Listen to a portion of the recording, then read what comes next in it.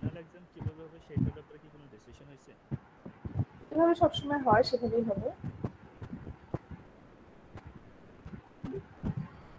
Final exam যেভাবে হয় গত টাইমেস্টারে যেভাবে দিয়েছো সেভাবেই হবে, অন্য কোনো আদারওয়াইজ কোনো ডিসিশন তো হয় না এখনো।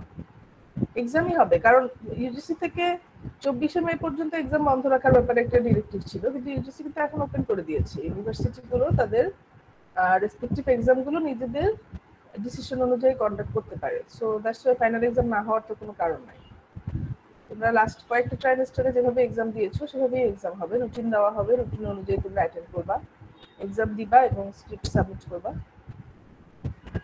আচ্ছা, আরেকটা যেটা বলছিলাম যে তোমাদের 2টা ইন ক্লাস অ্যাসাইনমেন্ট বাকি আছে, তো আইসিএ 3 এর রেজাল্টটা আমি দেখি আগামীকালের মধ্যে আমি চেষ্টা করব দিয়ে দেওয়ার। I try my best to provide the result by tomorrow. আর হচ্ছে আইসিএ 4টা আমি নিতে চাচ্ছি নেক্সট টুয়েসডেতে। আজকে তো টুয়েসডে, সো নেক্সট উইকে টুয়েসডেতে আমি ইন ক্লাস অ্যাসাইনমেন্ট 4টা নিতে চাচ্ছি, এবং ইন ক্লাস অ্যাসাইনমেন্ট 4 এর সিলেবাস হবে প্রবাবিলিটি। আমরা প্রবাবিলিটি স্লাইডে যে টপিকগুলো পড়লাম আজকে শেষ হবে, ইনফ্যাক্ট আমাদের এখনো শেষ হয় নাই। প্রবাবিলিটি স্লাইডের সবগুলো টপিকের উপরে তোমাদের আমি ইন ক্লাস অ্যাসাইনমেন্ট 4টা নিব in the next class, next week's Tuesday's class. তার মানে মাঝখানে আরো একটা ক্লাস আছে যে ক্লাসটার পরে আর কি, টুয়েসডে ক্লাসে তোমাদের ইন ক্লাস অ্যাসাইনমেন্ট 4টা আমি নিতে চাচ্ছি। আর ইন ক্লাস অ্যাসাইনমেন্ট 5টা প্রবাবলি তারপরে টুয়েসডেতে নিব। সো পরপর 2 উইকে টুয়েসডেতে ইন ক্লাস অ্যাসাইনমেন্ট 4 এবং 5টা কন্ডাক্টেড হয়ে যাবে। সেইভাবে তোমরা মেন্টালি প্রিপেয়ার হতে থাকো। আর তোমাদের কিন্তু একটা হোম অ্যাসাইনমেন্ট অলরেডি দেয়া ছিল, যেটা ডেডলাইন এখনো শেষ হয় নাই, আমার মনে হয় আরো কয়েক 3-4 দিন আছে ডেডলাইন। ওটা তোমরা শেষ করে সাবমিট করে দিবা। এবং আজকের ক্লাসটা আমি এখন শুরু করব। আমি একটু প্রবাবিলিটি স্লাইডটা শেয়ার করব। শেয়ার আমরা লাস্ট ক্লাসে যে পর্যন্ত পড়েছিলাম তারপর থেকে শুরু করব। এর আগে আর কারো কোনো কোশ্চেন আছে?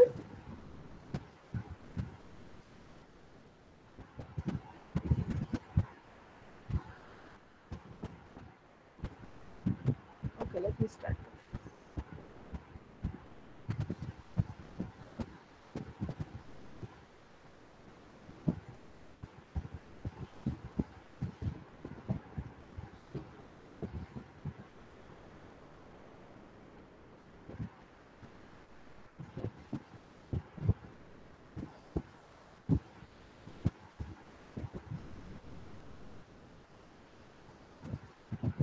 সবাই কি স্ক্রিন দেখতে পাচ্ছ?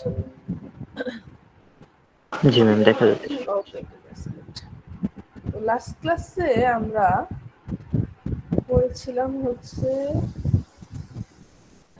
চেইন রুল পর্যন্ত। চেইন রুল পর্যন্ত আমরা পড়েছিলাম, যদিও চেইন রুলের কোনো এক্সাম্পল আমরা দেখি নাই, আমি ইচ্ছা করে দেখাই নাই, কারণ চেইন রুলটা আসলে আমরা এক্সটেন্সিভলি ইউজ করব যখন আমরা নেক্সট টপিকটা পড়বো, দ্যাট ইজ বেজিয়ান নেটওয়ার্ক যখন পড়বো তখন চেইন রুলটা আমরা খুব এক্সটেন্সিভলি ইউজ করবো। এই কারণে চেইন রুলের জাস্ট থিওরিটা দেখিয়েছিলাম, কোনো এক্সাম্পল দেখাই নাই।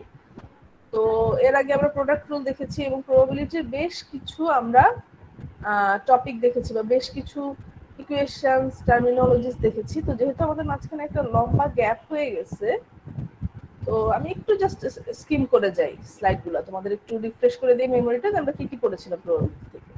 আমরা প্রথমে পড়েছিলাম যে র্যান্ডম ভ্যারিয়েবলস কি, then we studied what a probability distribution is, and we saw that if we assign probability values to the values of random variables, then the table is known as a probability distribution. এরপরে আমরা দেখলাম probability distribution এর properties আমরা দেখলাম। Then we saw what joint distribution is. So joint distribution is a probability distribution among multiple random variables, and we saw examples of joint distributions, and we saw that we can use a joint probability distribution as a probabilistic model. Then we saw what an event is. Event means finding probabilities from joint distributions, finding simple probabilistic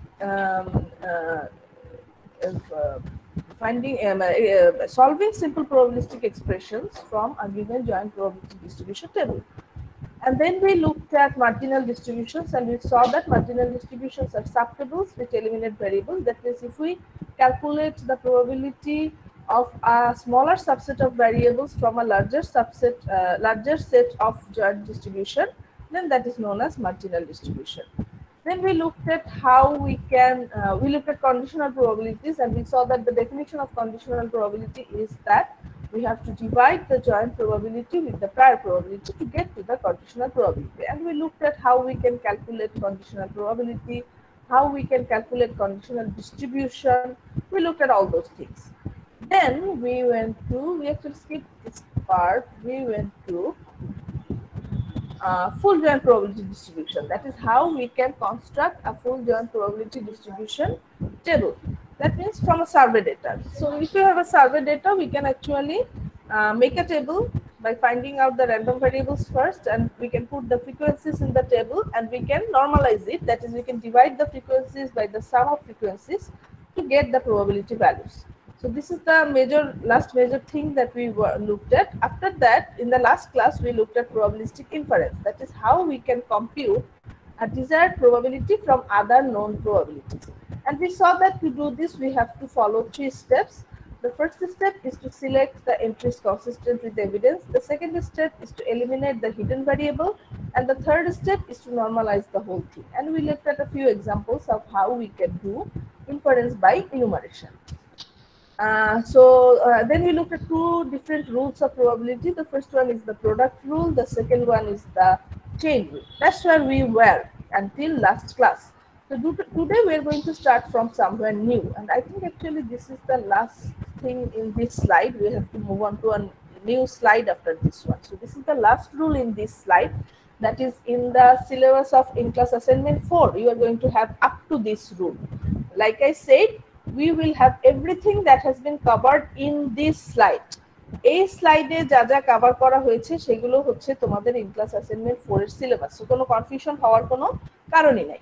এই স্লাইডটা আর 3-4টা slide বাকি আছে, তারপরে শেষ হয়ে যাবে। So that will be your in class assignment 4 syllabus. এরপর আমরা নতুন একটা স্লাইডে চলে যাব। Okay, so base rule, this is the last rule in this slide. So what is a base rule? Actually, this is a very, very important rule of probability, not only of probability. Actually, sometimes it is also called one of the most important rules of the whole field of AI. AI বা artificial intelligence field এর most important rules এর জন্য এটা একটা contender. So that is how important it is. So why is it that much important? We will understand a little bit later. So what is Bayes rule? Let's first see what is Bayes rule. So there are 2 ways to factor a giant distribution over 2 variables. You can see like this. If we use the product rule, we can write probability xy is equal to probability x given y into probability y. We already know this. If we are using product rule, we can write factorize a joint distribution like this: probability xy equal to probability x given y into probability y. We already know this. Product rule states that a joint distribution is equal to a conditional distribution multiplied by the prior probability. এখন এটাকে কিন্তু চাইলে আমরা আরেকভাবে factorise করতে পারি। সেটা হচ্ছে probability y given x into probability x. It will mean the same thing. কারণ জয়েন্ট ডিস্ট্রিবিউশনের ক্ষেত্রে তুমি probability x, y যেটা মিন করে probability x, y যেটা মিন করে probability y, x টাও কিন্তু সেম জিনিসই মিন করে। সো আমি xy লিখলেও যা মিন করছে yx লিখলেও কিন্তু সেমই মিন করছে। সো আমি কিন্তু probability x given y into probability y এটাও লিখতে পারি, আবার আমি চাইলে probability y given x into probability x এটাও কিন্তু লিখতে পারি। both are correct. তো so since both are correct, আমরা বলতে পারছি যে probability x given y into probability y is equal to probability y given x into probability x. So আমরা যদি একটু রিঅর্গানাইজ করে লিখি এটাকে, তাহলে আমরা লিখতে পারি probability x given y is equal to probability y given x into probability x divided by probability y. So আমরা একটু রিঅ্যারেঞ্জ করলে লিখতে পারি probability x, আচ্ছা just give me one second.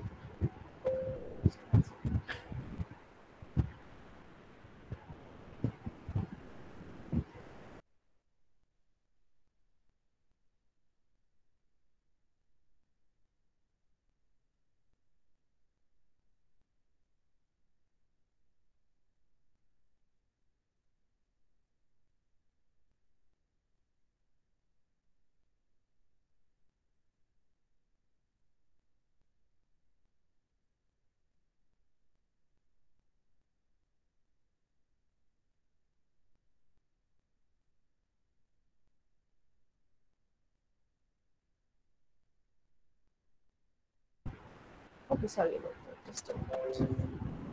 So like I was saying,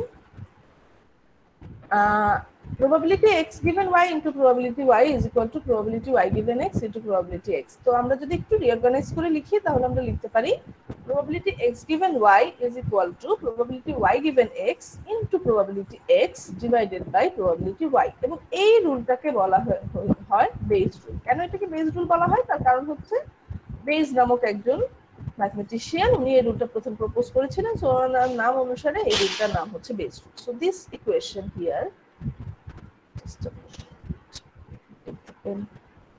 so this equation here, this is known as the Bayes rule. Probability x given y is equal to probability y given x into probability x divided by probability y. আচ্ছা, এখন এই রুলটা কেন এত important? Why is it so important? Important হওয়ার কারণ হচ্ছে এই রুলটা use করে আমরা একটা ডিরেকশনের প্রবাবিলিটি যদি গিভেন থাকে সেখান থেকে অন্য ডিরেকশনের প্রবাবিলিটিটা ক্যালকুলেট করতে পারি, which is very very important in some context. যেমন y given x যদি দেওয়া থাকে সেটা থেকে আমরা আসলে x given y টা ক্যালকুলেট করতে পারি। তো অনেক সময় অনেক ক্ষেত্রে রিয়েল লাইফের অনেক ক্ষেত্রে দেখা যায় যে একটা ডিরেকশনের প্রবাবিলিটি আমার প্রয়োজন কিন্তু সেটা ক্যালকুলেট করা ইজি না, I don't have enough data, but উল্টো ডিরেকশনের প্রবাবিলিটিটা ক্যালকুলেট করার মতো এনাফ ডেটা আমার কাছে আছে, তখন কিন্তু আমি বেস রুলটা ইউজ করে খুব ইজিলি আমার প্রবলেমটা সলভ করে ফেলতে পারি। যেমন ফর এক্সাম্পল আমাদের যদি যেমন ডায়াগনোসিসের ব্যাপারটা যদি আমরা বলি, মেডিকেল ডায়াগনস্টিক্স বা কজ এন্ড এফেক্ট, যে কোনো ধরনের কজ এন্ড এফেক্ট অ্যানালাইসিসে দেখা যায় যে কজ গিভেন এফেক্ট এটা ক্যালকুলেট করা কিন্তু ইজি না, বাট এফেক্ট গিভেন কজ এটা কিন্তু ক্যালকুলেট করা যায় যেহেতু আমাদের হিস্টোরিক্যাল ডেটা থাকে। যেমন ফর এক্সাম্পল তোমাকে যদি আমি এখন কোশ্চেন করি যে লেটস সে একজন পারসন হ্যাজ বডি র্যাশ, একজন পারসনের বডি র্যাশ আছে, আমি তোমাকে এখন বললাম তার ডেঙ্গু হওয়ার প্রবাবিলিটি কত। আমরা জানি যে ডেঙ্গু ফিভারে কিন্তু বডি র্যাশ থাকে, তো সাথে সাথে অন্যান্য সিমটমও থাকে। তো আমি তোমাকে একটা সিমটম বললাম, আমি তোমাকে বললাম যে একজন পেশেন্ট এসেছে হসপিটালে যার বডি র্যাশ আছে, এখন তার ডেঙ্গু হওয়ার প্রবাবিলিটি কত। তুমি কিন্তু এই কোশ্চেনটা খুব ইজিলি আনসার করতে পারবে না, বিকজ এটা কিভাবে তুমি আনসার করবে? এখন তোমার বডি র্যাশ কার কার ছিল বা আগে কে কোন কোন পেশেন্ট বডি র্যাশ নিয়ে ভর্তি হয়েছে এগুলো ফাইন্ড আউট করা, এগুলো করা, এটা কিন্তু এত ইজি না। This is just a symptom, a small thing. So এটাকে অ্যাকুমুলেট করে একটা ইনফরমেশন দেওয়া এটা কিন্তু এত ইজি না। বাট আমি যদি তোমাকে বলি যে একজন পার্সনের ডেঙ্গু হয়েছে, I know that the person has dengue, what is the probability that the person will have body rash, এটা কিন্তু বলা পসিবল। একজন পার্সনের ডেঙ্গু হয়েছে, তার বডি র্যাশ হওয়ার প্রবাবিলিটি কত, এটা কিন্তু বলা পসিবল, বিকজ ডেফিনেটলি তোমার কোনো একটা ডেটা অবশ্যই থাকবে যেখানে সব ডেঙ্গু পেশেন্টদের ডেটা রাখা হয় যে এই 1000 জন পেশেন্টের প্রিভিয়াসলি ডেঙ্গু হয়েছিল, ওকে এদের মধ্যে কার কার বডি র্যাশ ছিল। তো সেখান থেকে কিন্তু আমি ক্যালকুলেট করে ফেলতে পারবো যে একজনের ডেঙ্গু হলে তার বডি র্যাশ হওয়ার প্রবাবিলিটি কত। তো এটা যদি আমি ক্যালকুলেট করতে পারি তাহলে কিন্তু আমি just simply base rule implement করেই বের করে ফেলতে পারবো যে একজন পার্সনের বডি র্যাশ হলে তার ডেঙ্গু হওয়ার প্রবাবিলিটি কত। সো দ্যাটস ওয়াই দেখা যায় অনেক সময় দেখা যায় যে উল্টো প্রবাবিলিটিটা, যেমন এখানে যেটা দেখা যাচ্ছে, দেখো বেশিরভাগ ক্ষেত্রে দেখা যায় এফেক্ট গিভেন কজটা ক্যালকুলেট করা easy, this is easier to calculate, but this is very difficult to calculate cause given effect. তো এখন আমাদের একটা রুল আছে যে রুলটার মাধ্যমে আমরা আসলে we can actually calculate cause given effect easily from effect given cause. Effect given cause টা দেয়া থাকে, আমরা cause given effect টা খুবই ইজিলি ক্যালকুলেট করতে পারবো ইউজিং দিস রুল। এখন এখানে একটা বেস রুলের একটা ইমপ্লিমেন্টেশন দেওয়া আছে, দেখো look at this implementation. So এখানে আসলে ডেঙ্গু আর বডি র্যাশ নাই, তবে এখানে ডিজিজের একটা ইমপ্লিমেন্টেশনই দেওয়া আছে। তো এখানে যে ডিজিজটা নেওয়া হয়েছে সেটা হচ্ছে মেনিনজাইটিস। তোমরা হয়তো মেনিনজাইটিস ডিজিজটার নাম শুনে থাকবা। Meningitis is a disease of the brain, এবং এটা ব্রেনের ডিজিজ, এবং এটা দুই ধরনের হয়, ভাইরাল মেনিনজাইটিসও হয়, ব্যাকটেরিয়াল মেনিনজাইটিসও হয়, এবং ব্যাকটেরিয়ালটা সাধারণত খুবই সিরিয়াস হয়, অনেক সময় পার্মানেন্ট ব্রেন ডিফেক্টও হয়ে যায়। So probability of a person having meningitis is 0.0001. So এটা কিন্তু মোটামুটি রেয়ার ডিজিজ, সবার হয় না, খুব রেয়ারলি হয়। So probability plus m is equal to 0.0001. আচ্ছা, নেক্সট যে প্রবাবিলিটি ইনফরমেশনটা গিভেন আছে সেটা হচ্ছে probability plus s given plus m is equal to 0.8। Plus s মানে হচ্ছে স্টিফ নেক মানে ঘাড় শক্ত হয়ে যাওয়া। এটা মেনিনজাইটিসের একটা কমন সিমটম যে ঘাড় শক্ত হয়ে যায়, পেশেন্ট ঘাড় মুভ করতে পারে না। So probability plus s given plus m is equal to 0.8। তার মানে একজন পার্সনের মেনিনজাইটিস থাকলে, given that the person has meningitis, The probability of the person having stiff neck is 0.8. So একজন পার্সনের meningitis থাকলে তার stiff neck হওয়ার probability হচ্ছে 0.8. নেক্সট যে ইনফরমেশনটা দেয়া আছে সেটা হচ্ছে probability plus s given minus m is equal to 0.01. অর্থাৎ একজন পার্সনের meningitis না থাকলে তার অন্য কোনো রিজনে স্টিফ নেক হওয়ার প্রবাবিলিটি হচ্ছে 0.01। কোনো ইনজুরির কারণে বা অন্য কোনো ডিজিজের কারণে স্টিফ নেক হওয়ার প্রবাবিলিটি হচ্ছে 0.01। এখন লেটস সে তোমাকে ক্যালকুলেট করতে বলা হয়েছে probability plus M given plus S, this one. তার মানে now you have to calculate the probability of a person having meningitis given that the person has a stiff neck। অর্থাৎ আমি বলেই দিচ্ছি যে একজন পার্সনের স্টিফ নেক আছে, এখন তার মেনিনজাইটিস হওয়ার প্রবাবিলিটি কত, এইটা তোমাকে ক্যালকুলেট করে বের করতে হবে। ওকে, সো আমরা এটা কিভাবে বের করতে পারি? We just simply implement Bayes rule. So probability plus M given plus S is equal to probability plus s given plus m into probability plus n divided by probability plus s। আমরা base rule একটু আগে দেখলাম না যে x given y হচ্ছে y given x into x divided by y, এখানে আমরা সেই রুলটাই অ্যাপ্লাই করছি। probability plus m given plus s হচ্ছে probability plus s given plus m into probability plus n divided by probability plus s। এখন আমরা value বসাবো। plus s given plus n টা এখানে দেওয়া আছে দেখো 0.8, সো আমরা এখানে জাস্ট 0.8 বসিয়ে দিতে পারি। আর শুধু প্লাস এম যেটা প্রবাবিলিটি প্লাস এম এটাও দেওয়া আছে দেখো 0.0001। সো আমরা এখানে ইজিলি 0.0001 বসিয়ে দিতে পারি।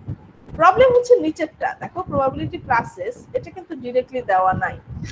তো প্রবাবিলিটি প্লাস এসটা যেহেতু দেওয়া নাই, এটা আমাকে ক্যালকুলেট করে বের করে নিতে হবে। তো এটা কিভাবে বের করতে পারি? দেখো, প্রবাবিলিটি প্লাস এসটা দেওয়া নাই, this is not given, but অন্যান্য প্রবাবিলিটি দেওয়া আছে, সো আমি সেগুলোর কম্বিনেশন হিসেবে এটা বের করে নিতে পারবো। দেখো, এটাকে আমি লিখতে পারি probability plus S comma plus M plus probability plus S comma minus M. এটাকে আমি লিখতে পারি probability plus S comma plus M plus probability plus S comma minus M. কেন লিখতে পারি? কারণ ওই যে আমরা কিন্তু জয়েন্ট টেবিল দিয়ে এই ধরনের কাজ আগে করেছি, যে আমি যদি প্লাস এম এর সাথে জয়েন্ট আর মাইনাস এম এর সাথে জয়েন্ট এই দুটাকে যদি আমি যোগ করে দেই তাহলে কিন্তু শুধুমাত্র প্লাস এসই থাকে। আমরা আগে করেছি না, আমরা যখন হিডেন ভ্যারিয়েবল এলিমিনেট করি তখন কিন্তু আমরা সিমিলার কাজই করি, যে আমরা দুইটা জয়েন্ট প্রবাবিলিটিকে যোগ করে দিয়ে একটা সিঙ্গেল প্রবাবিলিটির আন্ডারে নিয়ে আসি। আমরা সান আর রেইনকে একসাথে যোগ করে দিয়ে শুধু হটকে রাখতেছি। এই কাজগুলো কিন্তু আমরা আগে করেছি। তো এখানে সেম কাজটাই করতেছি, জাস্ট অপোজিট ডিরেকশনে, যে এখানে আমি একটা ভ্যারিয়েবল ইন্ট্রোডিউস করতেছি। আমার যেহেতু প্লাস এসটা দেওয়া নাই, তো এখানে আমি প্লাস এস এর সাথে এস এর সাথে আমি এমটাকে অ্যাড করে দিচ্ছি, কারণ আমার এম এর সাথে কন্ডিশনাল প্রবাবিলিটি দেওয়া আছে, এবং কন্ডিশনাল দেওয়া আছে মানে আসলে জয়েন্ট আমি বের করে নিতে পারবো। সো দ্যাটস ওয়াই আমি এমটাকে এখানে ইন্ট্রোডিউস করে দিচ্ছি। So probability plus S K আমি লিখলাম probability plus s comma plus m plus probability plus s comma minus m, দুটো জয়েন্টের সাম হিসাবে লিখলাম।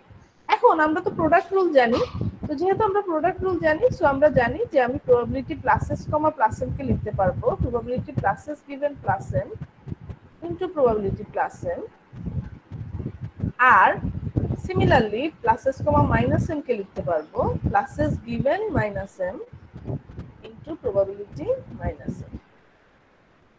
সো এখন আমি প্রোডাক্ট রুল দিয়ে এই দুইটা জয়েন্টকে কন্ডিশনাল এন্ড প্রায়রের প্রোডাক্ট হিসেবে লিখলাম। Plus S comma plus m কে লিখলাম plus s given plus m into plus m, আর plus S comma minus m কে লিখলাম plus s given minus M into minus M. এখন দেখো এই যে এখানে এটাই লেখা হয়েছে plus s given plus m into plus M plus probability plus s given minus M into probability minus M. এখন আমি ভ্যালু বসাবো। এখন তো এই ভ্যালুগুলো আমার known, this is 0.8, this is 0.0001, plus s given minus m টা এখানে দেওয়া আছে 0.01।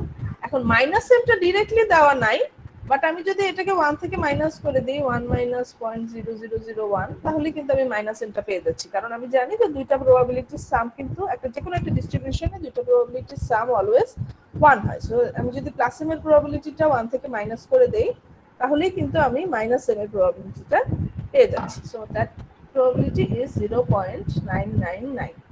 সো এখন এই ভ্যালুগুলো বসিয়ে এখন যদি আমি এটা ক্যালকুলেট করি ক্যালকুলেটর দিয়ে, তাহলেই আমি পেয়ে যাচ্ছি probability plus m given plus s, that is probability of a person having meningitis given that the person has stiff neck.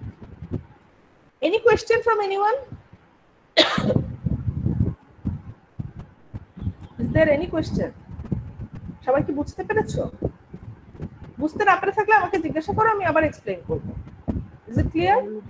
Probability of plus S টা একটু কিভাবে ভাঙলেন ওটা বললে আবার একটু ভালো হতো। প্রবাবিলিটি প্লাসেসটা ভাঙলাম, তার কারণ হচ্ছে প্রবাবিলিটি প্লাসেসটা এখানে ডিরেক্টলি দেওয়া নাই। তো আমি এখানে দেখতে পাচ্ছি যে প্রবাবিলিটি প্লাসেস গিভেন প্লাস এমটা দেওয়া আছে, আর প্রবাবিলিটি প্লাসেস গিভেন মাইনাস এমটা দেওয়া আছে। সো আমাকে এটা এমন ভাবে ব্রেকডাউন করতে হবে বা ফ্যাক্টরাইজ করতে হবে যেন আমি এই প্রবাবিলিটি গুলো ইউজ করে প্রবাবিলিটি প্লাসেসটা ক্যালকুলেট করতে পারি। তো সেই কারণে আমি যেটা করলাম সেটা হচ্ছে আমি নতুন একটা ভ্যারিয়েবল ইন্ট্রোডিউস করলাম, যেটা হচ্ছে এম। এম কে যদি আমি ইন্ট্রোডিউস করতে চাই তাহলে আমার প্রবাবিলিটি ক্লাসেসটাকে এমন ভাবে লিখতে হবে যেন আমি এটাকে জয়েন্ট প্রবাবিলিটির সাম হিসেবে লিখি, এবং সেই জয়েন্ট প্রবাবিলিটি গুলোতে যেন এম এর সবগুলো পসিবল অপশন থাকে।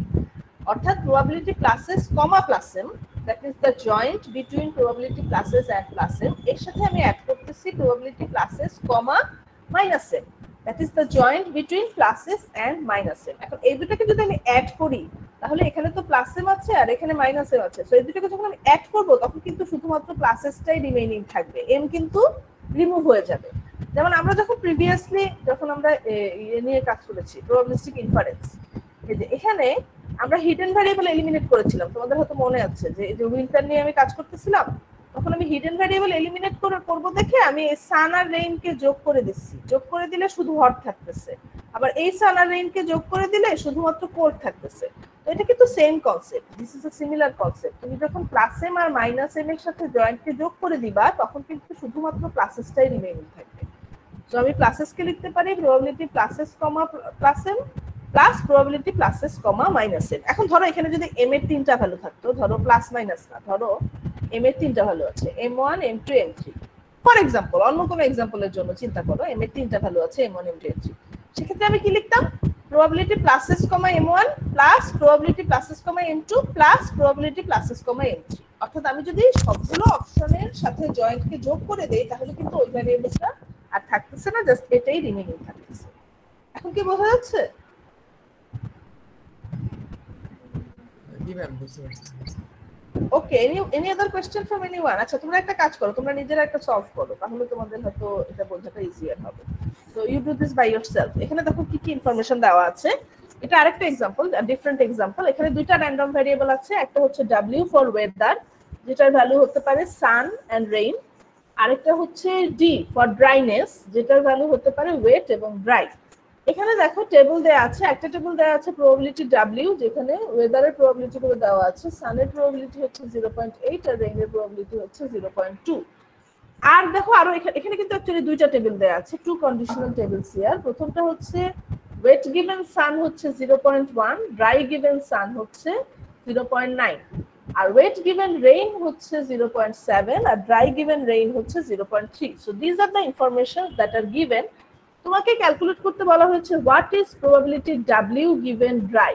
দেখো এখানে কিন্তু w গিভেন ড্রাই বলা হয়েছে, সো বোঝাই যাচ্ছে যে আমাকে বেসিক্যালি আসলে এরকম একটা টেবিল ক্যালকুলেট করতে হবে।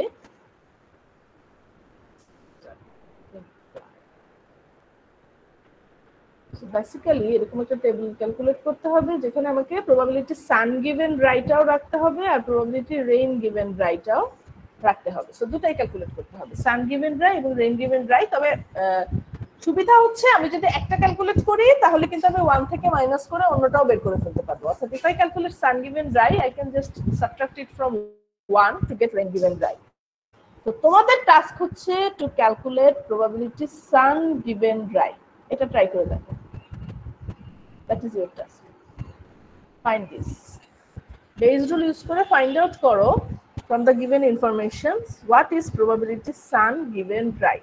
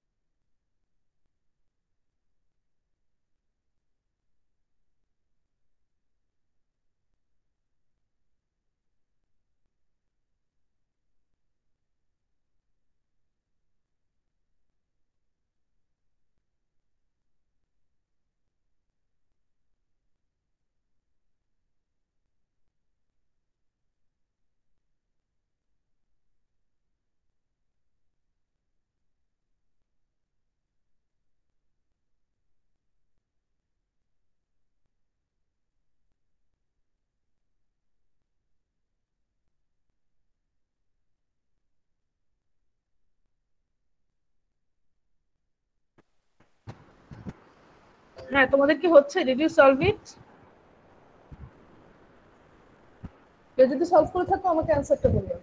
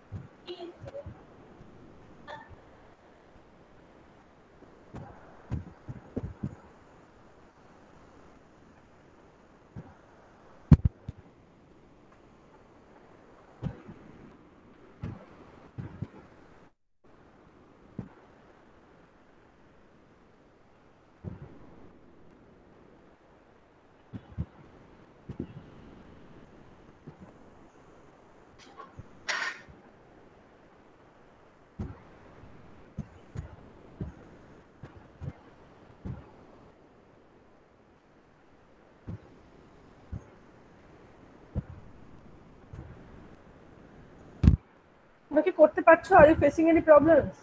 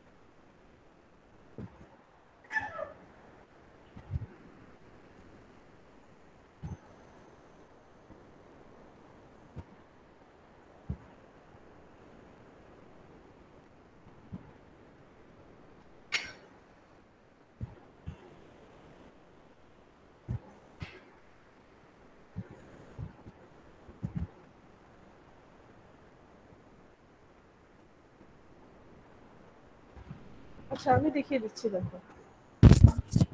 কারো কি শেষ হয়েছে? তোমরা কেউ আমাকে আনসার করছো না। Can you at least hear me? Ma'am করছি কিন্তু ভুল হয়েছে মনে হচ্ছে। কত আসছে? একটা 0.75 আসছে, একটা 0.25 আসছে। আচ্ছা আমি দেখিয়ে দিচ্ছি, দেখো। প্রবাবিলিটি সান গিভেন ড্রাই, সো এটাকে আমরা লিখতে পারি জাস্ট ওয়ান মিনিট।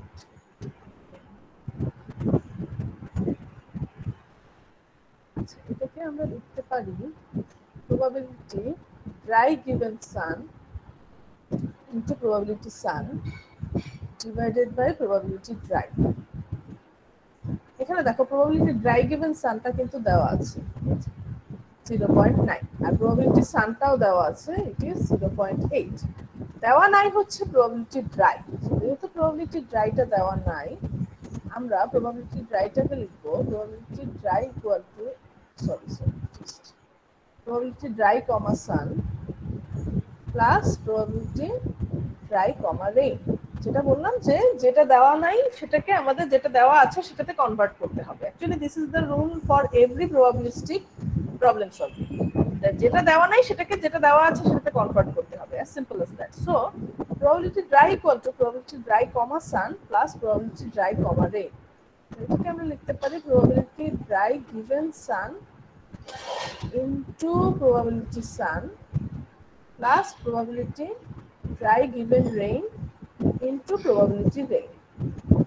এগুলো কিন্তু সবই দেওয়া আছে, অল দিস আর গিভেন। তাহলে এটাকে আমি এখন আমার নতুন ইকুয়েশনটা দাঁড়াচ্ছে, উপরে হচ্ছে dry given sun into probability sun, আর নিচে হচ্ছে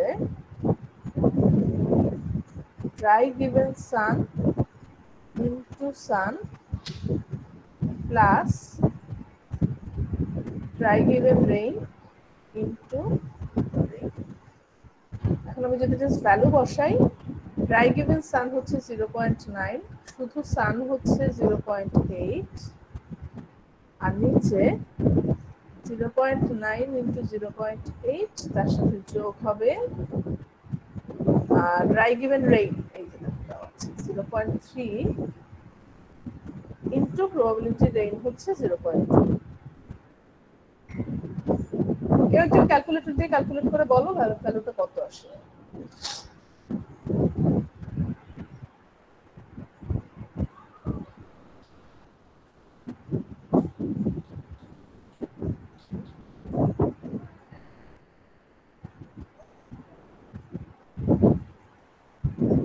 ক্যালকুলেটর দিয়ে করে বলো কত আসে।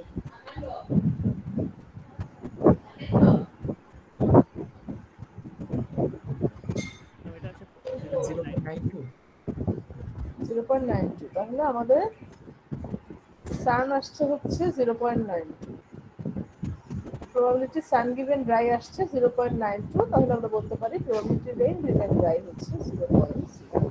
So that is the answer. Sun given dry হচ্ছে 0.92 আর রেইন গিভেন ড্রাই হচ্ছে 0.08। আশা করি বেস রুল সবাই এখন বুঝতে পেরেছো। এবং তোমরা যদি প্রিভিয়াস ইয়ারের কোশ্চেনগুলো দেখো তাহলে খেয়াল করলে দেখবা প্রত্যেকটা ফাইনাল কোশ্চেনে কিন্তু বেস রুল থেকে একটা না একটা কোশ্চেন আছেই। So since it's a very important rule, usually there is a question involving this rule somewhere. তো তোমাদের যেহেতু ICA 4টা প্রবাবিলিটির উপরে হবে, সো আমি এখনই বলে রাখি প্রবাবিলিটির কোশ্চেন আনসার করা খুবই ইজি। তোমাকে যদি কোনো একটা প্রবলেম সলভ করতে দেওয়া হয় প্রবাবিলিটি রিলেটেড, কোনো একটা সিনারিও দিয়ে দেওয়া হলো, বলে কোনো একটা স্পেসিফিক ইভেন্টের প্রবাবিলিটি ক্যালকুলেট করতে বলা হলো, তুমি যেটা করবা অলওয়েজ সেম রুল, তুমি প্রথমে নোট ডাউন করবা কি কি ইনফরমেশন দেয়া আছে, কি কি দেয়া আছে সেগুলো এক সাইডে লিখবা, this are the given informations, আর কি বের করতে হবে সেটা আরেক সাইডে লিখবা। তাহলে কিন্তু তুমি বুঝতে পারবা কোন রুলটা অ্যাপ্লাই করে বের করা যাবে। যেমন যদি দেখা যায় যে তোমার জয়েন্ট প্রবাবিলিটি দেওয়া আছে, তোমার কন্ডিশনাল বের করতে হবে, তাহলে তুমি জাস্ট কন্ডিশনালের ইকুয়েশনটা ইউজ করবা। দেখা গেল কন্ডিশনাল দেওয়া আছে, জয়েন্ট বের করতে হবে, তুমি প্রোডাক্ট রুল ইউজ করে দিবা। দেখা গেল একটা কন্ডিশনাল দেওয়া আছে, অপোজিট ডিরেকশনের কন্ডিশনাল বের করতে হবে, you will just use Bayes rule.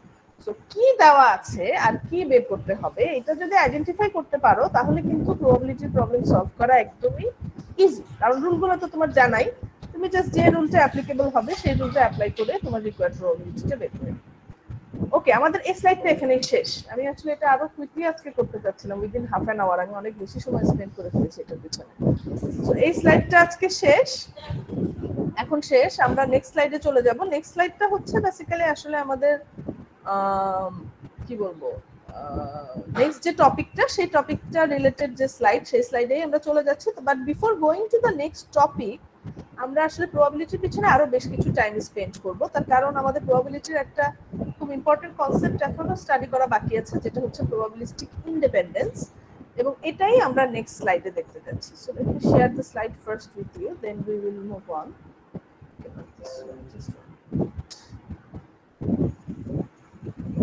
Just a minute.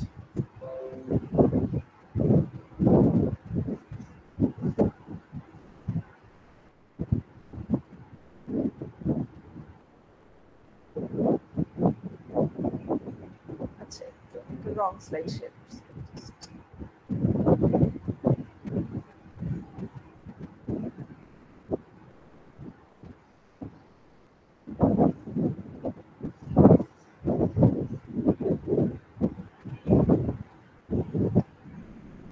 Okay, so this one. this next এটা আমাদের next important topic, major artificial intelligence topic, এবং এটা আমরা নেক্সট ক্লাসে স্টার্ট করব, নট ইন টুডেস ক্লাস। আজকের ক্লাসে আমরা প্রবাবিলিস্টিক ইন্ডিপেন্ডেন্সটা একটু স্টাডি করব। What is probabilistic independence? আমি এক্সপ্লেইন করে বোঝাই প্রবাবিলিস্টিক ইন্ডিপেন্ডেন্স কি। যেমন এখানে দেখো ডেফিনিশন দেয়া আছে। আমরা দুই ভাবে প্রবাবিলিস্টিক ইন্ডিপেন্ডেন্সকে ডিফাইন করতে পারি। So there are two ways to define probabilistic independence.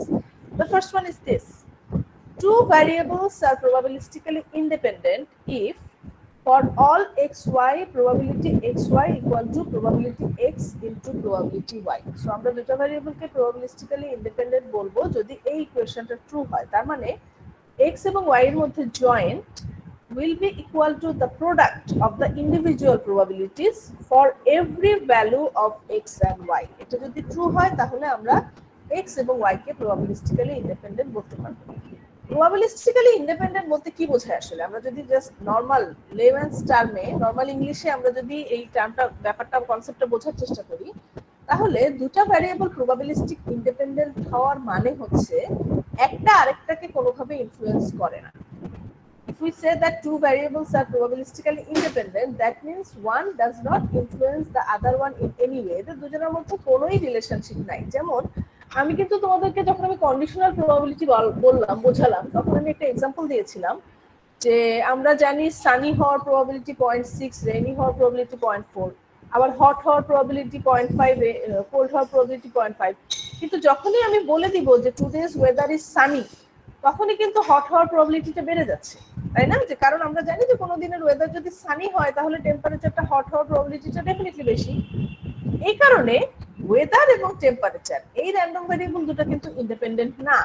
They are not independent. কারণ আমি যখনই একটার ভ্যালু ফিক্স করে দিচ্ছি, অন্যটার প্রবাবিলিটি চেঞ্জ হয়ে যাচ্ছে। তার মানে একটা কিন্তু অন্যটাকে ইনফ্লুয়েন্স করতেছে। So they are not probabilistically independent. কিন্তু যখনই আমি দুটো ভ্যারিয়েবলকে বলবো প্রবাবিলিস্টিক্যালি ইন্ডিপেন্ডেন্ট, এটা মিন করবে আমি একটার ভ্যালু চেঞ্জ করলে অন্যটার উপরে কোনোই এফেক্ট করবে না। এরা দুজন কমপ্লিটলি আনরিলেটেড। তো এটাকে আরেকভাবে ডিফাইন করা যায়। নিচে যে ডেফিনিশনটা দেওয়া হয়েছে এটা হয়তো তোমরা আরো বেশি বুঝতে পারবে। দেখো, for all xy probability x given y is equal to probability x. If this is true, then we say that the two random variables x and y are probabilistically independent. এখানে কি বলছে দেখো, probability x given y is equal to probability x. তার মানে y এর value given থাকলে x এর যা প্রবাবিলিটি, y এর ভ্যালু গিভেন না থাকলেও x এর সেম প্রবাবিলিটি। অর্থাৎ y এর ভ্যালুটা গিভেন থাকলেও x এর প্রবাবিলিটিতে কোনো চেঞ্জ হচ্ছে না। x এর প্রবাবিলিটি আগে যা ছিল, অর্থাৎ মার্জিনাল প্রবাবিলিটি যেটা ছিল সেটাই থাকতেছে even if the value of y is given. ঠিক আছে? সো y এর ভ্যালু y1 হলেও x এর যে প্রবাবিলিটি, y2 হলেও সেম প্রবাবিলিটি, y3 হলেও সেম প্রবাবিলিটি। y এর ভ্যালুটা x এর ভ্যালুকে কোনোভাবেই ইনফ্লুয়েন্স করে না। If this is true, we say that the two random variables are probabilistically independent. এবং ইন্ডিপেন্ডেন্সের সিম্বল হচ্ছে এটা, দেখো, দুইটা ভার্টিক্যাল বার এবং নিচে একটা হরাইজন্টাল বার। এটা হচ্ছে ইন্ডিপেন্ডেন্সের symbol. So if we write x independent of y, then we can write it using this symbol. ঠিক আছে? এতে বোঝা যাবে যে x এবং y র্যান্ডম ভ্যারিয়েবল দুটো probabilistically independent of each other. So this is the definition of probabilistic independence. Okay, so let's move on. আমরা আরো কিছু এক্সাম্পল দেখি এবং আরো কিছু কনসেপ্ট দেখি। আচ্ছা, আমরা ইন্ডিপেন্ডেন্স প্রুফ করব কিভাবে? তো সাপোজ আমাদের একটা জয়েন্ট ডিস্ট্রিবিউশন টেবিল দেয়া আছে। যেমন এখানে দেখো টেম্পারেচার আর ওয়েদারের মধ্যে জয়েন্ট ডিস্ট্রিবিউশন টেবিল দেয়া আছে, যেখানে সব জয়েন্ট ভ্যালুগুলো দেয়া আছে, আর টেম্পারেচার আর ওয়েদারের মার্জিনাল টেবিল দুটাও এখানে গিভেন আছে। আমরা এখন প্রোডাক্ট টেবিলটা ক্যালকুলেট করতেছি। এই টেবিলটাতে, এই যে ডান সাইডের যে টেবিলটা, এটা হচ্ছে আসলে বেসিক্যালি প্রবাবিলিটি ইনটু পিডব্লিউ, অর্থাৎ এই দুটোর মধ্যে প্রোডাক্টটা আমরা ক্যালকুলেট করতেছি। প্রোডাক্টটা যদি ক্যালকুলেট করি, দেখো, hot sun 0.5 into 0.6 is 0.3, hot rain তার মানে 0.5 into 0.4 is 0.2, 0.5 into 0.6 is 0.3 and 0.5 into 0.4 is 0.2. So আমরা প্রোডাক্টটা ক্যালকুলেট করলাম, টেম্পারেচার আর ওয়েদার টেবিলের প্রোডাক্টটা ক্যালকুলেট করলাম। এখন আমরা কখন দুটো র্যান্ডম ভ্যারিয়েবলকে ইন্ডিপেন্ডেন্ট বলতে পারবো? যদি দেখা যায় এই জয়েন্ট টেবিলের প্রবাবিলিটিগুলা আর এই প্রোডাক্ট টেবিলের প্রবাবিলিটিগুলা এক্স্যাক্টলি সেম, তাহলে আমরা বলতে পারবো they are probabilistically independent of each other. So এখানে দেখাই যাচ্ছে this two random variables are not probabilistically independent of each other. কারণ কি? এটা হচ্ছে 0.4, 0.1, 0.2, 0.3 আর এই ডান দিকেরটা হচ্ছে 0.3, 0.2, 0.3, 0.2 so definitely they are not probabilistically independent of each other. In fact আমার সবগুলো ক্যালকুলেট করারও দরকার নেই, আমি জাস্ট প্রথম এন্ট্রিটা দিয়েই বুঝতে পারতেছি যে তারা কিন্তু প্রবাবিলিস্টিক্যালি ইন্ডিপেন্ডেন্ট না, কারণ প্রবাবিলিস্টিক্যালি ইন্ডিপেন্ডেন্ট হতে হলে সবগুলো এন্ট্রি ইকুয়াল হতে হবে। সো একটা এন্ট্রি যদি নট ইকুয়াল হয়ে যায় তাহলে আমি বলে দিতে পারছি they are not probabilistically independent of each other. Okay, আমরা কি ইন্ডিপেন্ডেন্সের কনসেপ্টটা বুঝতে পেরেছি? So far any question from anyone?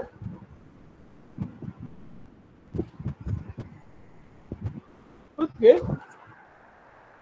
So let's move on. আচ্ছা, এটা হচ্ছে প্রবাবিলিস্টিক ইন্ডিপেন্ডেন্সের একটা एग्जांपल। এই স্লাইডে যেটা দেখানো হচ্ছে n fair independent coin flips। ধরো তুমি কয়েন ফ্লিপ করতেছো, ইউ আর ফ্লিপিং কয়েনস, তো তুমি n টাইমস কয়েন ফ্লিপ করলা এবং প্রত্যেকটা কয়েন ফ্লিপকে তুমি একটা করে র‍্যান্ডম ভ্যারিয়েবল দিয়ে ডিফাইন করতেছো। যে তুমি একটা কয়েন হাতে নিলা, কয়েনটা ফ্লিপ করলা, এখন এটাকে তুমি ডিফাইন করলা র‍্যান্ডম ভ্যারিয়েবল x1 দিয়ে। তো x1 এর ভ্যালু হেডস হওয়ার প্রবাবিলিটি হচ্ছে 0.5, x1 এর ভ্যালু টেইলস হওয়ার প্রবাবিলিটিও হচ্ছে 0.5।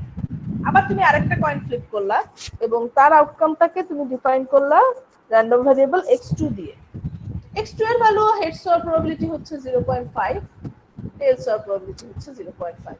তুমি আবার একটা ফেয়ার কয়েন ফ্লিপ করলা সেম ওয়েতে x3। তুমি এরকম n সংখ্যক ফেয়ার কয়েন ফ্লিপ করলা এবং প্রত্যেকটা কয়েন ফ্লিপকে তুমি একটা করে র‍্যান্ডম ভ্যারিয়েবল দিয়ে ডিফাইন করতেছো, যেখানে র‍্যান্ডম ভ্যারিয়েবলটার ভ্যালু হেডস হওয়ার প্রবাবিলিটি হচ্ছে 0.5 আর টেইলস হওয়ার প্রবাবিলিটিও হচ্ছে 0.5। আচ্ছা, এখন লেটস সে তুমি n সংখ্যক কয়েন ফ্লিপ করলা, প্রথম n-1 টাইমস c তোমার হেডস পড়লো। লেটস সে তোমার প্রথম n-1 টাইমস c হেডস পড়লো। If that is the case, still তোমার কিন্তু nth টাইমে হেডস পড়ার প্রবাবিলিটি হচ্ছে 0.5। ঠিক আছে, যে তুমি যদি আগেরগুলোর ভ্যালু জানো, ধরো তুমি অলরেডি 5 বার কয়েন ফ্লিপ করেছো, তুমি এখন 6 নাম্বার বার করতে যাচ্ছ, এখন তুমি জানো এই 5 বারের মধ্যে 5 বারই টেইলস পড়েছে, স্টিল কিন্তু তোমার 6 নাম্বার বার হেডস পড়ার প্রবাবিলিটি 0.5, টেইলস পড়ার প্রবাবিলিটি 0.5। আবার এই 5 বারের প্রতিবার যদি হেডসও পড়ে, স্টিল ইটস 0.5 এন্ড 0.5। অর্থাৎ একটা আরেকটাকে কোনোভাবেই ইনফ্লুয়েন্স করে না। তোমার আগের কয়েন ফ্লিপগুলোতে কি রেজাল্ট এসেছে সেগুলোর ভ্যালু নোন থাকলেও তাতে করে তোমার রিসেন্ট কয়েন ফ্লিপে কোনো এফেক্ট করবে না, এটার প্রবাবিলিটি কিন্তু সেমই থাকবে। That's why this are actually probabilistically independent variables. Okay, তো আমরা প্রবাবিলিস্টিক ইন্ডিপেন্ডেন্সের একটা ডেফিনিশন এক্সাম্পল দেখলাম। আচ্ছা, এখন আমরা নতুন একটা কনসেপ্টে চলে যাচ্ছি, যেটা হচ্ছে কন্ডিশনাল ইন্ডিপেন্ডেন্স। আচ্ছা, প্রবাবিলিস্টিক ইন্ডিপেন্ডেন্স তো আমরা শিখলাম, কিন্তু but unfortunately in the real world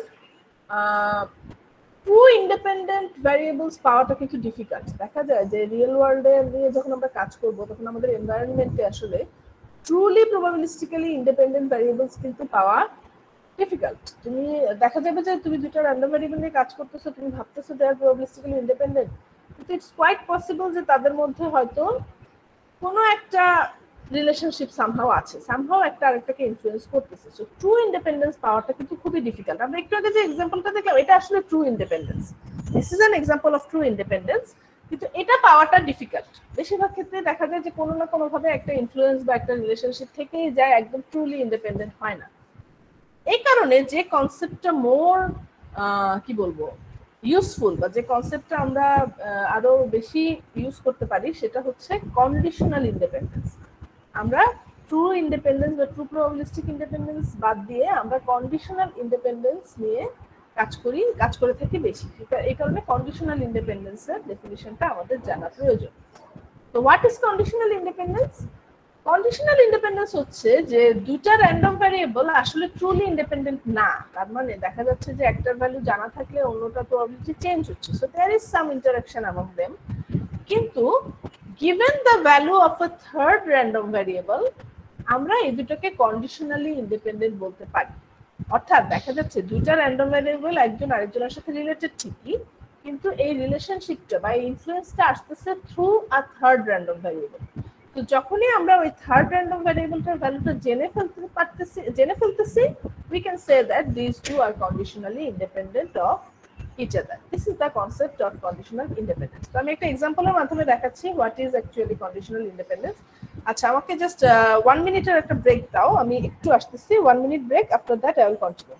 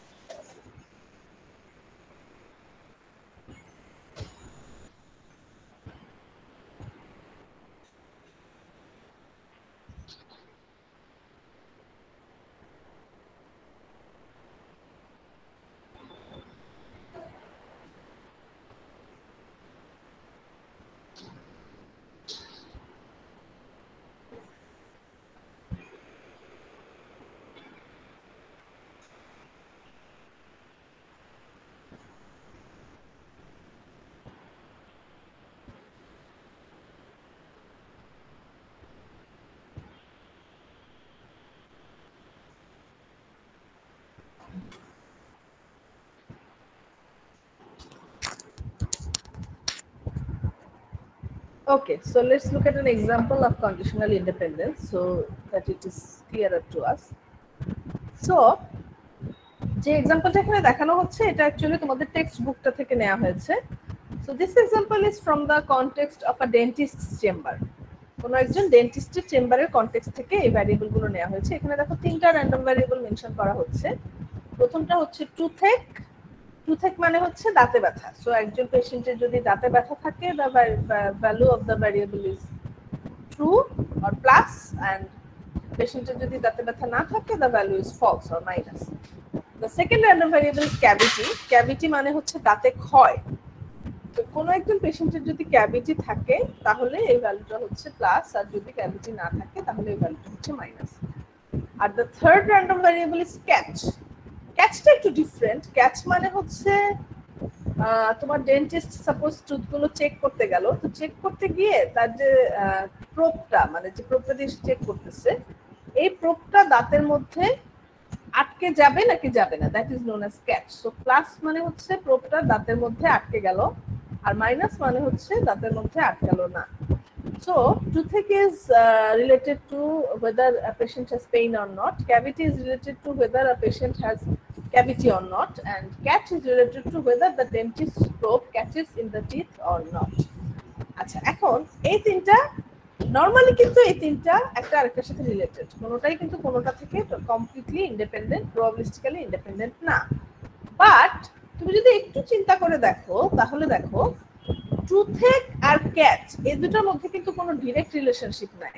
যে একজন পেশেন্টের দাঁতে ব্যথা আছে কিনা সেটার সাথে একজন ডেন্টিস্টের প্রোব দাঁতের মধ্যে ক্যাচ করবে কিনা এটার কিন্তু কোনো ডিরেক্ট রিলেশনশিপ নাই.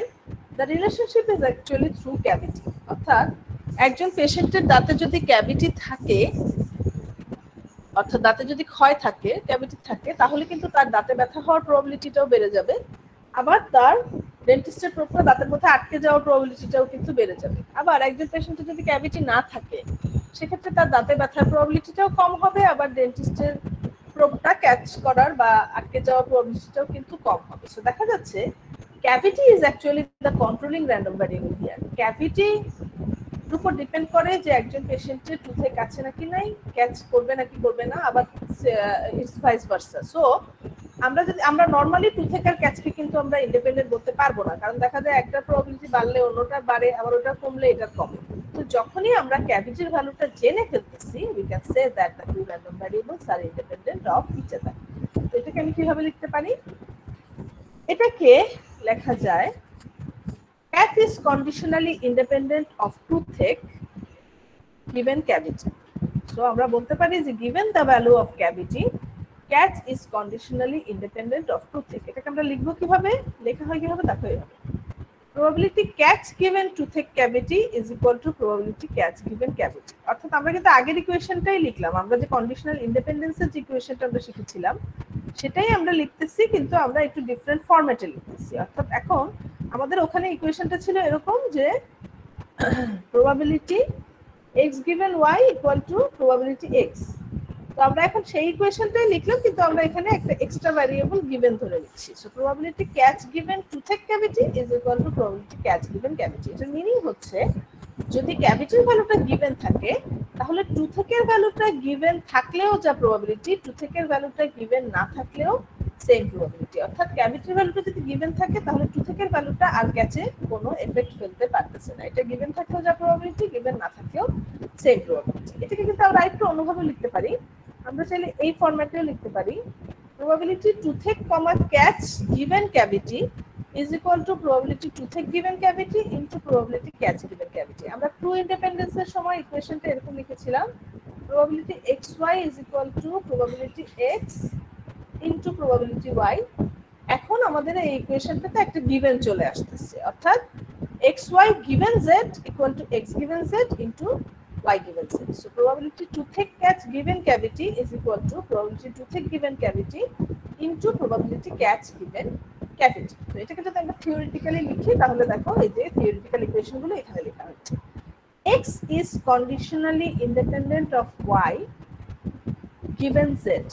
এটা আমরা কখন বলবো? if and only if for all xyz pxy given z equal to px given z into py given z, or equivalently if and only if for all xyz px given zy is equal to px given z। আমরা একটু আগে example দিয়ে যেটা দেখলাম সেটাকে এখানে theoretical টার্মসে লেখা হয়েছে। অর্থাৎ z এর ভ্যালু গিভেন থাকলে x আর y এর জয়েন্ট এদের ইন্ডিভিজুয়াল প্রবাবিলিটির প্রোডাক্ট হবে। আবার z এর ভ্যালু গিভেন থাকলে y গিভেন থাকলে x এর যা প্রবাবিলিটি, y গিভেন না থাকলেও x এর সেম প্রবাবিলিটি। সো x আর y conditionally independent of each other given the value of z। এবং এটাকে আমরা লিখতে পারি এইভাবে x is conditionally independent of y given z। অর্থাৎ আমরা ইন্ডিপেন্ডেন্সের সিম্বলটাই ইউজ করব, বাট এখন আমরা given z লিখে দেব। এই ওয়েতে কন্ডিশনাল ইন্ডিপেন্ডেন্সটা লেখা পসিবল। আচ্ছা, এখন একটু চেক করে দেখি যে তোমরা কনসেপ্টটা বুঝতে পেরেছো কিনা। দেখো এখানে একটা ডোমেইন দেওয়া আছে, ট্রাফিক, আমব্রেলা, রেইনি। ট্রাফিক মানে হচ্ছে রাস্তায় ট্রাফিক জ্যাম থাকলে এটা প্লাস, ট্রাফিক জ্যাম না থাকলে মাইনাস। আমব্রেলা মানে হচ্ছে রাস্তায় মানুষজন যদি ছাতা ক্যারি করে দিস ইজ প্লাস, আর ছাতা ক্যারি না করলে দিস ইজ মাইনাস। আর রেইনিং মানে হচ্ছে বাইরে যদি বৃষ্টি হয় এটা প্লাস, বৃষ্টি যদি না হয় এটা মাইনাস। এখন এই তিনটা র্যান্ডম ভ্যারিয়েবলের মধ্যে কোন দুটা conditionally independent given which one? বলো তো আমাকে একটু চিন্তা করে। Which two random variables are conditionally independent given the third one? Umbrella এবং রেনিং হচ্ছে ইন্ডিপেন্ডেন্ট ট্রাফিকের সাথে।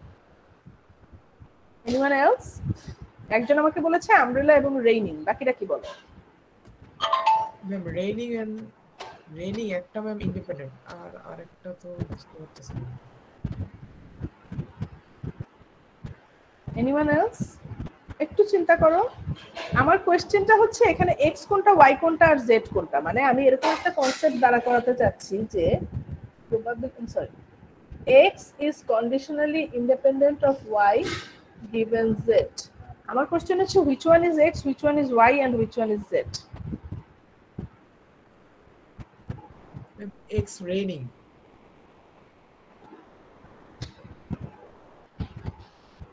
Okay, anyone else?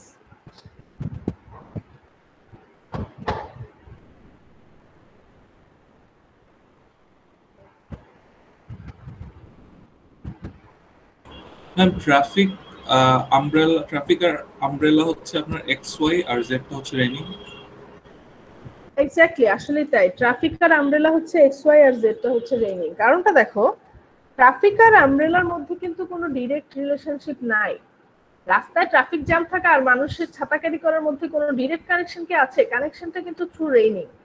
যখন দেখা যায় যে বাইরে বৃষ্টি হচ্ছে তখন রাস্তায় ট্রাফিক জ্যামটাও বেড়ে যায়, আবার মানুষের ছাতা ক্যারি করার প্রবাবিলিটিটাও কিন্তু বেড়ে যায়। আবার যখন দেখা যায় বৃষ্টি নাই তখন কিন্তু রাস্তায় ট্রাফিক জ্যামটাও কম থাকে, মানে বৃষ্টি থাকলে ট্রাফিক জ্যাম প্রবাবিলিটি বেশি হয়, বৃষ্টি না থাকলে কম হয় ডেফিনেটলি। ট্রাফিক জ্যামের প্রবাবিলিটিটাও কমে যায়, আবার আমব্রেলা ক্যারি করার প্রবাবিলিটিটাও কিন্তু কমে যায়। সো দেখা যাচ্ছে রেইনিং যে র্যান্ডম ভ্যারিয়েবলটা, এটা কিন্তু আমব্রেলা ট্রাফিক দুজনকে ইনফ্লুয়েন্স করে, কিন্তু এদের দুজনের মধ্যে কিন্তু কোনো ডিরেক্ট ইনফ্লুয়েন্স নাই। আমি কিন্তু কখনোই ডিরেক্টলি এরকম বলতে পারবো না যে রাস্তায় জ্যাম বেশি হলে মানুষ ছাতা ক্যারি করবে, আর বা মানুষ ছাতা ক্যারি না করলে রাস্তায় জ্যাম হবে না, এরকম কোনো রিলেশনশিপ কিন্তু নাই। The relationship is through raining. So আমরা এখানে যেটা বলতে পারি সেটা হচ্ছে traffic is independent of umbrella given raining. Traffic is independent of umbrella given raining. Okay? আচ্ছা, let's move on. এখন এই তিনটা বলো। Fire, smoke, alarm. আমি একটু এক্সপ্লেইন করে দেই। ফায়ার মানে হচ্ছে যদি আগুন জ্বলে বা আগুন ধরে যায় কোথাও তাহলে প্লাস, আদারওয়াইজ মাইনাস। স্মোক মানে হচ্ছে স্মোক মিন্স ফায়ার হলে যদি স্মোক ক্রিয়েট হয় দেন দ্যাট ইজ প্লাস, আর যদি স্মোক ক্রিয়েট না হয় দেন দ্যাট ইজ মাইনাস। আর অ্যালার্ম হচ্ছে একটা স্মোক অ্যালার্ম। ধরো তোমার বাসার মধ্যে একটা স্মোক অ্যালার্ম লাগানো আছে, যে যদি খুব বেশি স্মোক ক্রিয়েট হয় তাহলে অ্যালার্মটা বেজে উঠবে, আদারওয়াইজ অ্যালার্মটা বাজবে না। তো অ্যালার্মটা কিন্তু ফায়ার অ্যালার্ম না, খেয়াল করতে হবে, অ্যালার্মটা হচ্ছে একটা স্মোক অ্যালার্ম। সো যদি স্মোক ক্রিয়েট হয়, স্মোকটা যদি গিয়ে অ্যালার্মের গায়ে লাগে তাহলে অ্যালার্মটা বেজে উঠবে, আদারওয়াইজ কিন্তু অ্যালার্মটা বাজবে না। তো ফায়ার, স্মোক এন্ড অ্যালার্ম। এখন আমাকে বলো এক্স কে, ওয়াই কে আর জেড কে, অর্থাৎ which one is the controlling random variable here, which one is influencing both? Direct influence হওয়ার দরকার নেই, জাস্ট রিলেশনশিপ থাকলেই হবে। কোন র্যান্ডম ভ্যারিয়েবলটা বাকি দুটোর সাথেই রিলেটেড, যেটার ভ্যালু গিভেন থাকলে বাকি দুটোকে আমরা কন্ডিশনালি ইন্ডিপেন্ডেন্ট বলতে পারি।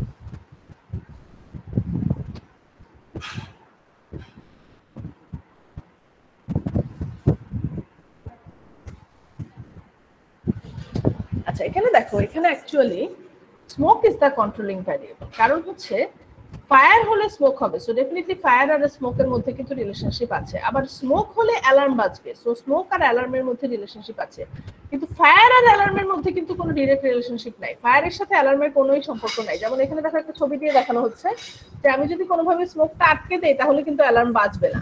সো ফায়ার আর অ্যালার্মের মধ্যে কোনো ডিরেক্ট রিলেশনশিপ নাই, the relationship is through smoke. So আমরা বলতে পারি fire is independent of alarm given smoke. আমরা বলতে পারি fire is independent of alarm given smoke, কারণ ফায়ারের সাথে স্মোক রিলেটেড, অ্যালার্মের সাথেও স্মোক রিলেটেড, ফায়ার আর অ্যালার্মের মধ্যে কোনো ডিরেক্ট রিলেশনশিপ নাই। আচ্ছা, এখন আমরা একটু দেখি, আমরা কন্ডিশনাল ইন্ডিপেন্ডেন্সটা তো বুঝে ফেললাম, এখন আমরা একটু দেখবো যে আমরা এই কন্ডিশনাল ইন্ডিপেন্ডেন্সটাকে ইউজ করে কিভাবে আমাদের প্রবাবিলিস্টিক ক্যালকুলেশন সিম্পলিফাই করতে পারি। এইটা একটা খুবই ইম্পর্টেন্ট কনসেপ্ট, যেটা আমরা আমাদের নেক্সট টপিকে গিয়ে খুবই এক্সটেন্সিভলি ইউজ করব। So how can we simplify probabilistic calculation using the concept of conditional independence? তো আমরা যে রুলটার উপরে এই কনসেপ্টটা ইউজ করব সেটা হচ্ছে চেইন রুল। আমি আগেই বলেছিলাম যে চেইন রুলটাকে আমরা পরে এক্সটেন্সিভলি ইউজ করব, তো এখন আমরা দেখতে যাচ্ছি এটার ইউজ। তো চেইন রুলটা কিন্তু আমরা অলরেডি জানি। চেইন রুলটা হচ্ছে probability x1 x2 up to xn is equal to probability x1 into probability x2 given x1 into probability x3 given x1 x2 and so on। তার মানে আমরা একটা n সংখ্যক র্যান্ডম ভ্যারিয়েবলের মধ্যে একটা জয়েন্ট প্রবাবিলিটিকে আমরা কিন্তু চাইলে অনেকগুলো কন্ডিশনাল প্রবাবিলিটির প্রোডাক্ট হিসাবে ফ্যাক্টরাইজ করতে পারি ইউজিং দ্য চেইন রুল। যেমন according to the chain rule আমরা কিন্তু প্রবাবিলিটি ট্রাফিক, রেইন, আমব্রেলা এটাকে চাইলে আমরা লিখতে পারি। আচ্ছা, এখানে একটু তোমার অর্ডারটা একটু ডিফারেন্ট ধরা হয়েছে, সো এটাকে আমি একটু ইজি করে দেই যাতে করে তোমাদের বুঝতে সুবিধা হয়, তুমি হয়তো কনফিউজড হয়ে যাবে। সো ট্রাফিক, রেইন, আমব্রেলা চিন্তা না করে আমরা এটাকে চিন্তা করি rain, traffic, umbrella. Basically chain rule কিন্তু তুমি যে কোনো ভাবে ফ্যাক্টরাইজ করতে পারো, এটাতে কোনো সমস্যা নাই। Let's say probability rain, traffic, umbrella. Probability rain, traffic, আমব্রেলাকে আমরা কি লিখতে পারি? আমরা লিখতে পারি according to the chain rule আমরা লিখতে পারি probability rain into probability traffic given rain into probability umbrella given rain traffic. এটা আশা করি সবাই বুঝতে পারছো। আমরা এই যে এটা ইউজ করতেছি, x1 x2 x3 কে আমরা লিখতে পারি x1 into x2 given x1 into x3 given x1 x2। তো এখানে সেটাই করা হয়েছে, প্রবাবিলিটি রেইন, ট্রাফিক, আমব্রেলাকে লেখা হয়েছে probability rain into probability traffic given rain into probability umbrella given rain traffic. Okay, so এটা আমরা লিখতে পারি। এখন দেখো আমরা কিন্তু অলরেডি জানি, we already know that umbrella is conditionally independent of traffic given rain. এটা কিন্তু আমরা অলরেডি জানি যে umbrella is conditionally independent of traffic given rain। তাহলে কি আমরা এরকম বলতে পারি না যে probability umbrella given rain traffic is equal to probability umbrella given rain? এটা কি বলা যায় না বলো তো? অবশ্যই বলা যায় কিন্তু, কারণ আমরা কন্ডিশনাল ইন্ডিপেন্ডেন্সের ডেফিনিশন অনুযায়ী জানি যখন কোনো দুটো ভ্যারিয়েবল কন্ডিশনালি ইন্ডিপেন্ডেন্ট হয় given a third random variable, তখন কিন্তু ওই ভ্যারিয়েবলটা গিভেন থাকলে যা probability, we already no this, যে এটা গিভেন থাকলে যা প্রবাবিলিটি এটা গিভেন না থাকলেও কিন্তু সেম প্রবাবিলিটি। যেহেতু আমব্রেলা এবং traffic conditionally independent of each other, so given the value of rain, ট্রাফিকের ভ্যালু গিভেন থাকলে যা প্রবাবিলিটি, ট্রাফিকের ভ্যালু গিভেন না থাকলেও কিন্তু সেম প্রবাবিলিটি।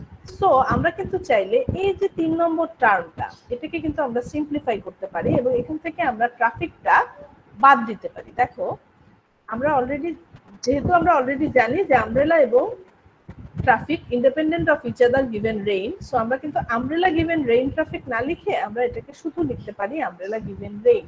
অর্থাৎ এটা কিন্তু আমরা বাদ দিতে পারি, কারণ যেহেতু তারা কন্ডিশনালি ইন্ডিপেন্ডেন্ট, সো ট্রাফিকের ভ্যালু গিভেন থাকলে যা প্রবাবিলিটি, ট্রাফিকের ভ্যালু গিভেন না থাকলেও কিন্তু same probability. So we can simplify it and we can just write probability umbrella given rain. তো তাহলে তোমরা দেখতেই পাচ্ছো কিভাবে চেইন রুল সিম্পলিফাই করার জন্য আমরা কন্ডিশনাল ইন্ডিপেন্ডেন্সের কনসেপ্টটা ইউজ করতেছি। যেহেতু এই দুটো ভ্যারিয়েবল কন্ডিশনালি ইন্ডিপেন্ডেন্ট, সো আমি একটাকে কিন্তু এই টার্ম থেকে বাদ দিয়ে দিতে পারি। এখন এখানে জাস্ট 3টা র্যান্ডম ভ্যারিয়েবলের মধ্যে ক্যালকুলেশন, সেখানেই কিন্তু আমি কিছু সিম্পলিফিকেশন করতে পারলাম।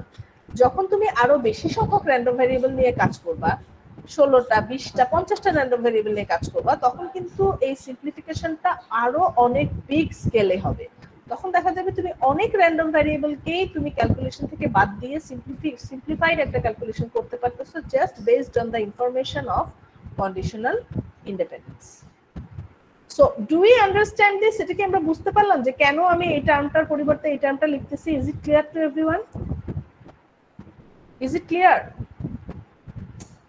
Any question from anyone?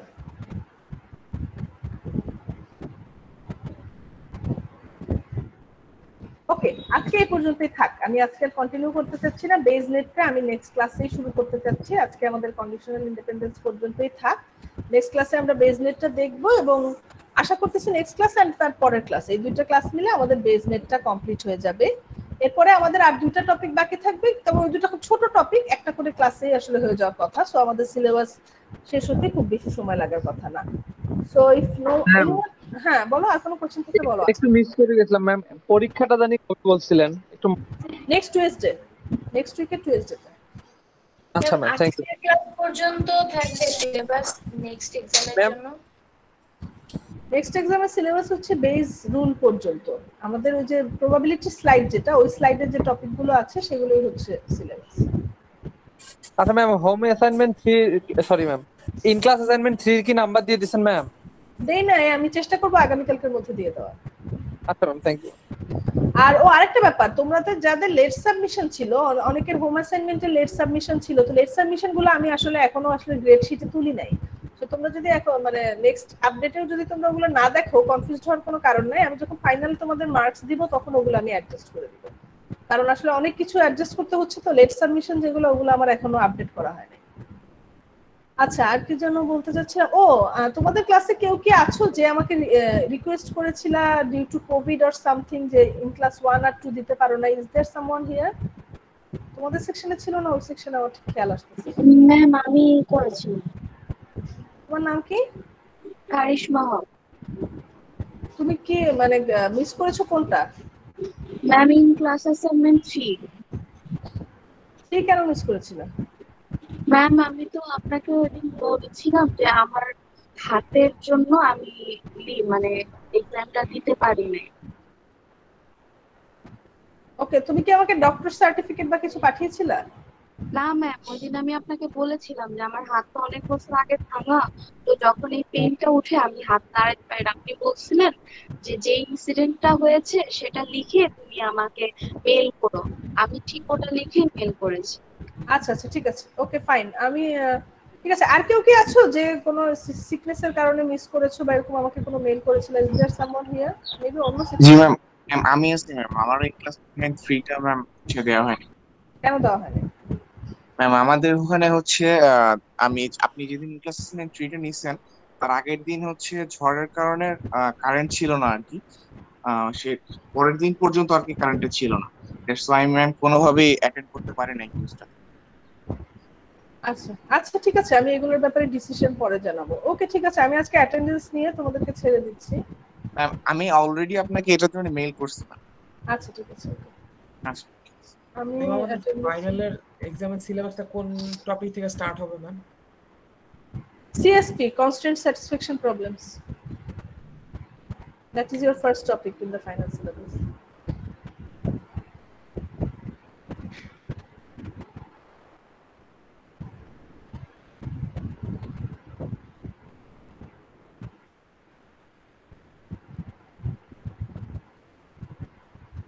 Ashikul Islam, Yes, ma'am.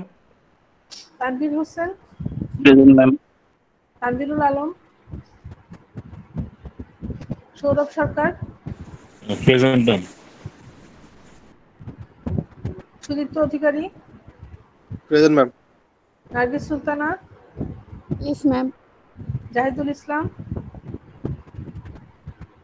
Ashikul Islam, Yes, ma'am. Tanjina Hasan, Mushfikus Salehin, Shahidul Islam, yes ma'am. Tasnim Faria, present ma'am. Jabid Hasan, yes ma'am. Rizwan Chowdhury, Khushnur, yes ma'am. Sadman Sakib, yes ma'am. Jahidul Azim, Yes, ma'am. Abdul Mottalib, Yes, ma'am. Touhidur Rahman, Yes, ma'am. Karisma Haque, present ma'am. Mohammad Abdullah, ma'am হচ্ছে কি ওর নেটের সমস্যা। Shahriar Zaman, yes ma'am. Raisul Islam, Yes, ma'am. Jannatara, Nafiul Islam, present ma'am. Pradip Majumdar, Yes, ma'am. Shahadat Hossain, Yes, ma'am. Mohiuddin Munna, yes ma'am. Kabiluddin Biswas, Present, ma'am. Tasina Safa, yes ma'am. Rasheda Habib, yes miss. Nabeli Hossain, Fahim Haque, Al Shahriar Hasan, Yes, ma'am. Tanvir Hasan, Yes, ma'am. Rakibul Islam, yes ma'am. Tasin Habib, present ma'am. চয়ন Ghosh, present ma'am. Hamim Ahmed, Hasibul Hasan, yes ma'am.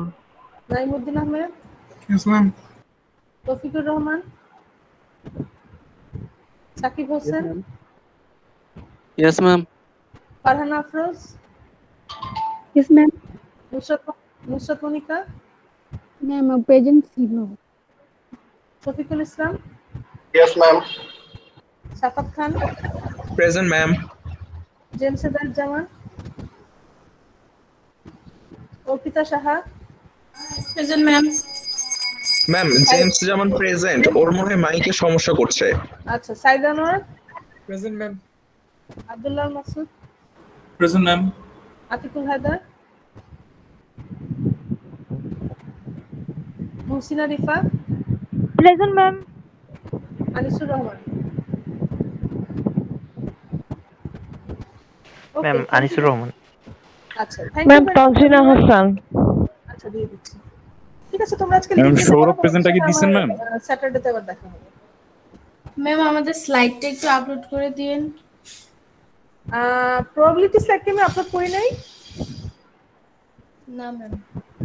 আচ্ছা ঠিক আছে আমি আজকে আপলোড করে দেব। Okay thank you very much everyone. আসসালামু আলাইকুম ম্যাম। ওয়ালাইকুম আসসালাম।